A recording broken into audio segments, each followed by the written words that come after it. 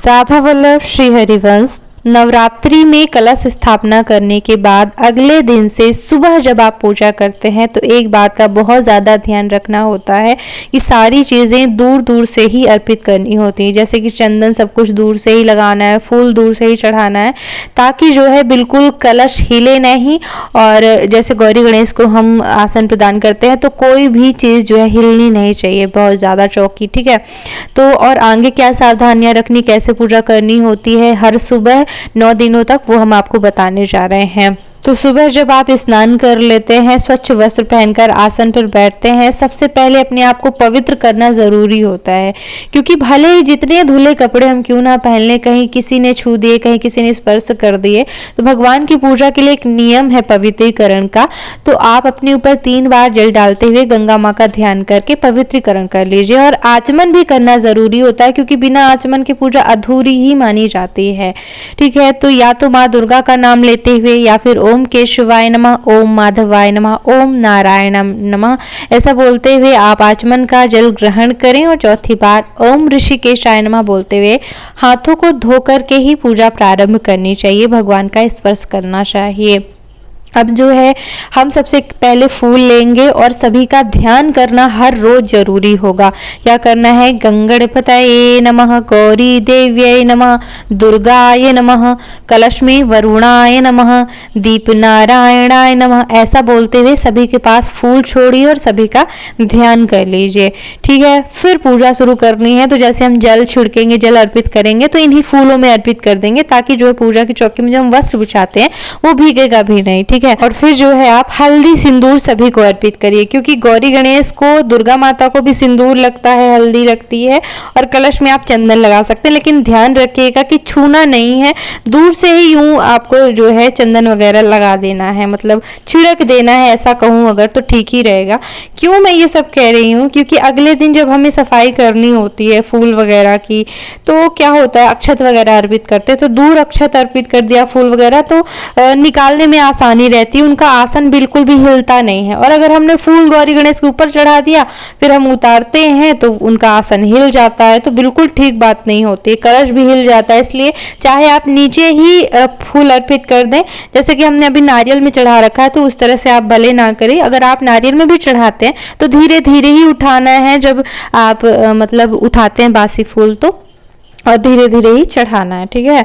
तो बस उंगली में हल्दी सिंदूर लगा करके दूर से ही बस दिखा करके भाव कर लेना है कि हम लगा रहे हैं, बाकी आप स्पर्श करके ना भी लगाएं तो चल जाएगा। फिर आप अक्षत अर्पित कर दें और पुष्प चढ़ाएं। लाल पुष्प आप प्रतिदिन माता को चढ़ा सकते हैं, मन में ये शंका नहीं लानी कि आज दूसरा दिन है तो सफ़ेद कभी पीले फूल चढ़ते हैं, वो हमें नहीं मिल रहे हैं तो क्या लाल फूल चढ़ाएं या नहीं, बिल्कुल निसंकोच आप चढ़ा सकते हैं। माता 9 दिनों में रूप बदलती हैं अलग अलग, लेकिन है तो वही शक्ति स्वरूपा, एक ही माता है, अलग अलग रूप रख लेती हैं, तो आप चढ़ा सकते हैं लाल पुष्प भी।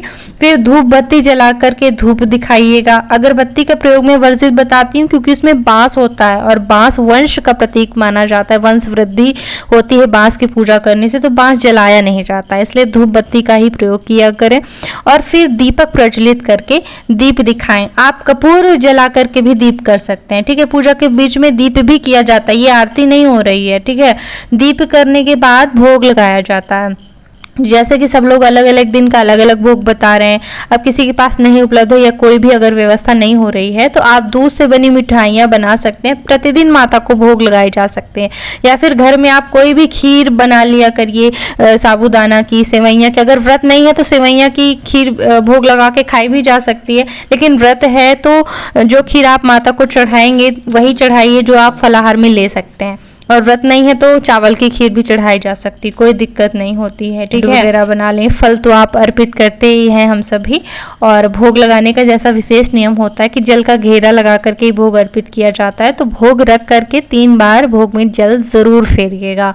और एक और खास नियम है कि प्रतिदिन हमें पान जरूर अर्पित करना चाहिए। तो पूरे 9 दिन के लिए इकट्ठा करके चाहे आप पान ला के रख लें, लौंग इलायची रख करके प्रतिदिन गौरी गणेश को और माता दुर्गा को और कलश को।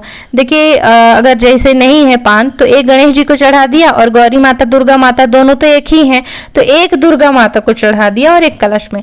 ठीक है, 3 पान तो रोज ही चाहिए। और चढ़ाने के बाद जो है प्रसाद स्वरूप आप अपने परिवार में बांट सकते हैं। अगर कोई व्रत है तो वो ना खाएं, क्योंकि सौभाग्य व्रतों में तो सुहागन महिला खा सकती हैं, लेकिन इसमें अब व्रत में हो गया अगर नहीं खा रहे हैं, लेकिन बाद में लौंग इलायची का प्रयोग कर सकते हैं। बाकी पूरे परिवार वाले जो है ये पान लगा करके, मीठा पान लगा लीजिए सब कुछ डाल करके और फिर आप ग्रहण कर सकते हैं, खा सकते हैं। और पान वगैरह अर्पित करने के बाद जो है आप कोई पाठ करना चाहते हैं, दुर्गा सप्तशती, रामचरितमानस या फिर मंत्र जप, वो आप करेंगे और फिर आरती कर लेंगे। आरती के पहले हवन करना मैं आपको रात में बताती हूँ, सुबह आप सामान्य पूजा भी कर सकते हैं। ठीक है, एक और बात मैं आपको बताना भूल गई कि आप रोज दक्षिणा भी जरूर चढ़ा सकते हैं, चाहे 5-5 ही चढ़ाएं, बाद में कन्या को दान कर सकते हैं या फिर मंदिर वगैरह में दान कर सकते हैं। नहीं सामर्थ्य है बहुत ज़्यादा देने की तो 5 रुपये चढ़ा दीजिए, 5 दिन के बदले हो जाएगा, लेकिन 6वें दिन फिर से चढ़ा दीजिएगा। ठीक है, इस तरह से। और फिर आरती की तैयारी करना चाहिए। तो आरती थाल सजाने के बाद दीपक प्रज्वलित करके जल घुमाते हुए दीप देवता का पूजन कर लें, थोड़ा सा हल्दी कुमकुम पुष्प इत्यादि चढ़ा करके, और फिर विधिवत रूप से खड़े होकर माता दुर्गा की आरती गानी चाहिए। आरती करने के बाद अपने स्थान पर गोल गोल घूमकर प्रदक्षिणा की जाती है, बिल्कुल मत भूलिएगा। और फिर क्षमा याचना करना बिल्कुल मत भूलिएगा, क्योंकि अक्सर पूजा पाठ में गलती हो ही जाती है, कितना भी ज़्यादा करो। तो इसलिए आप जो है हाथ जोड़कर क्षमा याचना करें कि व्रत में या फिर पूजा में कोई गलती हो गई, क्षमा करिएगा, लेकिन व्रत और पूजा स्वीकार करिएगा। फिर जो है पुष्पांजलि अर्पित करें, बार बार प्रणाम करके आप माता से अपनी मनोकामना कहें। पूजा हो गई। अगर आपने बड़ी पूजा करी है, यानी कि कोई पाठ किया है, मंत्र जप किया है, तो हमेशा बताती हूँ जिस आसन पे बैठ के पूजा कर रहे थे वहाँ पर पूजा की ऊर्जा उत्पन्न हो जाती है, उसे ग्रहण कर लेना चाहिए, वरना आधा फल व्यर्थ हो जाता है। तो उठने से पहले आसन को पीछे खिसकाकर आसन के नीचे का जल माथे पे जरूर लगा लीजिएगा, फिर ही आसन छोड़ के जाया जाता है। ये महत्वपूर्ण विधि जरूर करें। पूजा छोड़ने से पहले एक और बात याद दिला देना चाहती हूँ कि जो आपने भोग रखा है उसे केवल 15 से 20 मिनट ही रखे रहने दें, फिर उठा जरूर लें। पान भी आपको उठा लेना चाहिए, क्योंकि पूरे दिन भोग यूं ही रखा रहे ये ठीक बात बिल्कुल नहीं है, तो भोग आपको उठा लेना चाहिए। हाँ, फूल आप चढ़े रहने दें, फूल जो है संध्या की पूजा में ही उतारे जाते हैं। ठीक है, इसी तरह के नवरात्रि व्रत से संबंधित बहुत से वीडियो दिए हुए हैं मैंने, जिन्हें देखने के लिए आप चैनल पर जरूर आइएगा। राधे राधे, जय माता की।